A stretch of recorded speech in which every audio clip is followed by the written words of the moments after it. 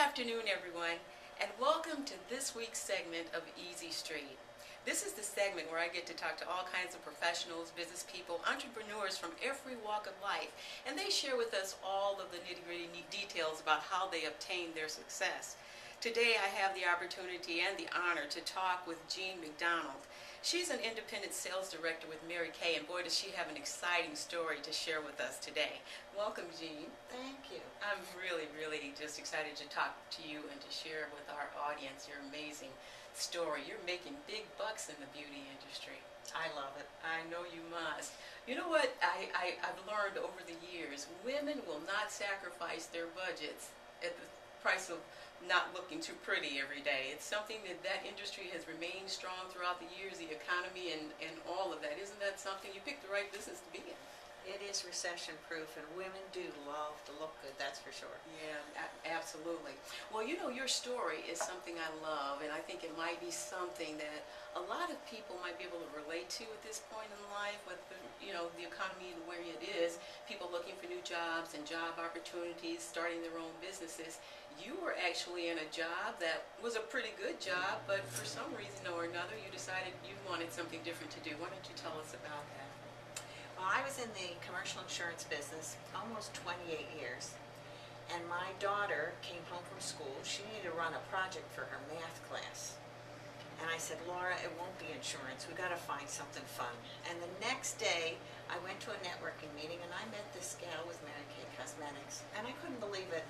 She said, oh, this would be great for you and your daughter to try. I said, oh my gosh, Kate, I don't know anything about cosmetics, but I do love good skincare. So you knew nothing about the industry? Nothing at all. And so she said, you know, this business is so much more than cosmetics. And I have to tell you, I was searching. I had been in that business forever. I loved it. But it was time to move into something that I could help other women further their careers. That was a wonderful motive. Yeah. And so we started this business 15 years ago. I dabbled in it for quite a few years because I was the owner of an insurance agency, merged it, had to sell it. But at the time, crossing that bridge was a little difficult because I had the licenses, I knew the business, so the fear was there. You know, I was going to ask that next. That had to take some courage to leave something with such great familiarity and good income, at least stationary income. You knew how to make that money, to go into something you totally knew nothing about and having to start from the ground up. Yes, it was. And it was the fear of losing an identity. Here I was, a professional in the insurance business, and then I realized the professionalism of the business that I'm in today. The leadership, the communication, Absolutely. all the skills that I learned that I've now been able to pass on to so many. Yeah. What would you say to men and women out there now? So many have lost their jobs and probably feel a great deal of hesitancy about moving forward, a lot of fear and uncertainty in their lives. But there are really a lot of opportunities out there, not just yours, but so many others. What would you say to those people? Well, I have to tell you something, Silver. I work with career resource centers. And the biggest thing that I find today is people don't know how to connect with other people. So I go in and I teach people where to find the connections. Get involved with your community. Right. Meet other people in the community that are in different types of businesses and something that might interest you. Absolutely. Ask questions and get yourself out there. Do some philanthropy work that may lead you to something that you'll find your passion. Very often a volunteer job will do that too.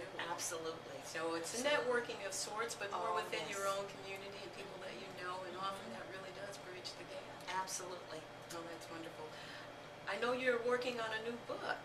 Your first book. Oh, I'm so excited. What's going on with that? It's get up, get dressed, and get out the door.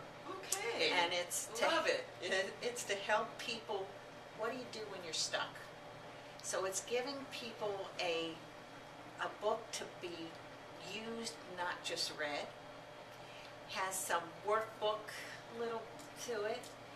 And it's the That's type marvelous. of book that can help somebody maybe fine-tune if they're in a slump, or they need to figure out where to network, how to find or look at attitude a different way. how to look at taking care of their health could be a help. So we're really excited about this, and it's going to be launched in the spring. I think that's fantastic, and what a wonderful title. I can't wait to get a copy of it myself.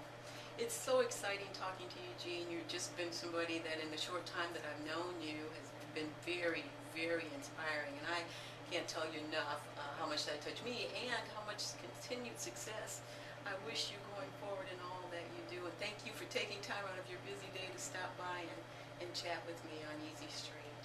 Well, thank you so very much, Silver. It's such a pleasure. Well, you shared some wonderful tips in just the very short time that we've talked, and I know that meant a lot to a lot of people, so thanks again. Thank all of you today for taking a moment out to watch this week's segment of Easy Street.